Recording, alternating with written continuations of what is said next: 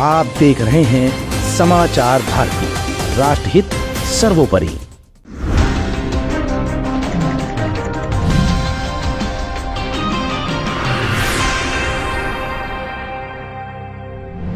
उधर भाजपा पश्चिमी उत्तर प्रदेश में पहले चरण के मतदान को लेकर कर रही थी ये प्लानिंग। अखिलेश ने खेल दिया हिडन प्लान, क्षत्रिय हुआ अखिलेश के साथ। चुनाव प्रचार में अखिलेश का फायर ट्रिक हुआ कामयाब। टोपी के साथ क्यों लगाया अखिलेश ने गमछा, उड़ गई बीजेपी की नींद। बीजेपी से क्षत्रिय समाज हुआ नाराज, गेंद आई अखिलेश के पाले में। अखिलेश ने मारा सिक्सर, गेंद गई बाउंड्री के बाहर। जयंत चौधरी भी हुए 3 बोल्ड। 19 अप्रैल को बंद होगी किस्मत की किताब। बीजेपी के हाथ जाएगी जीत या फिर अखिलेश के इंडिया गठबंधन को मिलेगा जीत का खिताब। उत्तर प्रदेश में पहले चरण का मतदान 19 अप्रैल को होगा। सभी पार्टियों ने अपनी अपनी कमान तेजी के साथ संभालना भी शुरू कर दिया है। ऐसे में अखिलेश यादव लगातार एक के बाद एक रैलियों को संबोधित भी कर रहे हैं। पश्चिमी उत्तर प्रदेश में खास सक्रिय दिख रहे हैं। पहले चरण में पश्चिमी उत्तर प्रदेश ही अखिलेश के निशाने पर होगा। दरअसल अपने चुनावी दौरों के दौरान अखिलेश ऐसा कुछ क्या खास कर रहे हैं जो पश्चिमी उत्तर प्रदेश में उनके पक्ष में हवा बहाने को तैयार हो रहा है। समाचार भारती की इस रिपोर्ट में आज हम अखिलेश के उसी हिडन स्टेप की बानगी अपनी रिपोर्ट के जरिए आपको दिखाएंगे भी और बताएंगे भी, जिससे भाजपा सहित एनडीए के सहयोगी दल जयंत चौधरी को भी हिलने पर मजबूर होना पड़ रहा है। दरअसल 12 अप्रैल के बाद से हर दिन वो पश्चिमी उत्तर प्रदेश में चुनाव प्रचार करते नजर आ रहे हैं। इस दौरान उनके हाव भाव के साथ कई और पहलुओं की चर्चा भी हो रही है। उनकी रणनीति से पुराने विरोधियों को भी सोचने पर मजबूर कर दिया गया है। बीते 4 दिनों के पश्चिमी उत्तर प्रदेश के अखिलेश के चुनावी रैली पर नजर डालें तो हर दिन वो अपने आम दिन के पहनावे से अलग गमछों के साथ नजर आ रहे हैं। इस वजह से अखिलेश यादव के गमछा पॉलिटिक्स की चर्चा बीते कुछ दिनों से लगातार हो रही है।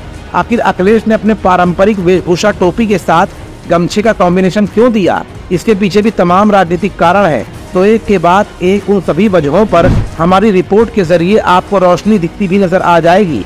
राजनीति के जानकार इसे पश्चिमी उत्तर प्रदेश में किसानों और जाट समुदाय से जोड़कर देखा जा रहा है। इस दौरान उनकी हर रैली के लिए बन रहे पोस्टर्स पर गौर करें तो चौधरी चरण सिंह को भी जगह दी जा रही है। राजनीति को समझने वाले सपा के इन दोनों ही फैसलों के पीछे पार्टी की रणनीति को मानते हैं। इस इलाके में अभी कुछ दिनों से ठाकुरों की नाराजगी की अटकलें भी लगातार चल रही हैं। अब इस स्थिति में बीजेपी और सपा दोनों ही गठबंधनों के लिए ठाकुर, जाट और ओबीसी वोट काफी अहम हो गया है। इलाके में मुस्लिम वोटर्स बीते कुछ चुनावों के दौरान सपा के साथ रहे हैं और इस बार भी अभी तक ऐसा ही होता नजर आ रहा है। लेकिन अब अगर सपा ठाकुरों और जाट समुदाय के कुछ वोटर्स को बीजेपी से दूर कर अपने पाले में लाने में सफल रही है तो इसका बड़ा असर चुनाव के परिणामों पर पड़ सकता है। अखिलेश यादव की इसी रणनीति के कारण जयंत चौधरी भी पूरी तरह से एक्टिव नजर आ रहे हैं। इतना ही नहीं, इस इलाके में बीजेपी के लिए इस चुनाव में जाट और ठाकुर वोटर्स के साथ ही ओबीसी वोट भी अहम होने जा रहा है। यही कारण है कि एनडीए के लिए जयंत चौधरी के साथ हरियाणा के सीएम नायब सिंह सैनी पूरी तरह से मैदान में उतर चुके हैं। पश्चिमी यूपी की राजनीति को समझने वाले बताते हैं कि ठाकुर वोटर्स की नाराजगी और अखिलेश यादव की रणनीति के कारण बीजेपी पूरी तरह से अलर्ट मोड पर है। पार्टी ने जयंत चौधरी के साथ हरियाणा के मुख्यमंत्री नायब सिंह सैनी को जिम्मेदारी भी दे रखी है।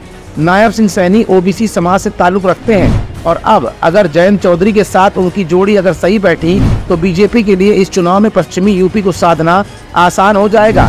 हालांकि बीते कुछ दिनों के दौरान जो तस्वीरें सामने आ रही हैं उसमें कई मौकों पर जयंत चौधरी और नायब सिंह सैनी पश्चिमी यूपी के मंच पर बीजेपी के लिए एक साथ दिख भी रहे हैं। देखा जाए तो बीजेपी के नेतृत्व वाली एनडीए में अखिलेश यादव की गमछा पॉलिटिक्स ने जयंत चौधरी के लिए फिलहाल तो उलझनें बढ़ा रखी हैं। फिलहाल बीजेपी गवर्नमेंट के खिलाफ पश्चिमी उत्तर प्रदेश के किसान लगातार विरोध कर रहे हैं। तो वहीं अब क्षत्रिय समाज के नाराज होने के बाद किसान, क्षत्रिय और जाट समाज को अपनी झोली में लाने के लिए अखिलेश के ट्रेडिशनल पहनावे के साथ साथ गमछे का कॉम्बिनेशन देकर बीजेपी को भी सोचने पर मजबूर कर दिया है। सहयोगी दिलशाद अहमद और दीपक कुमार के साथ मनीष गुप्ता की स्पेशल रिपोर्ट। आप देख रहे हैं समाचार भारती, राष्ट्रहित सर्वोपरि।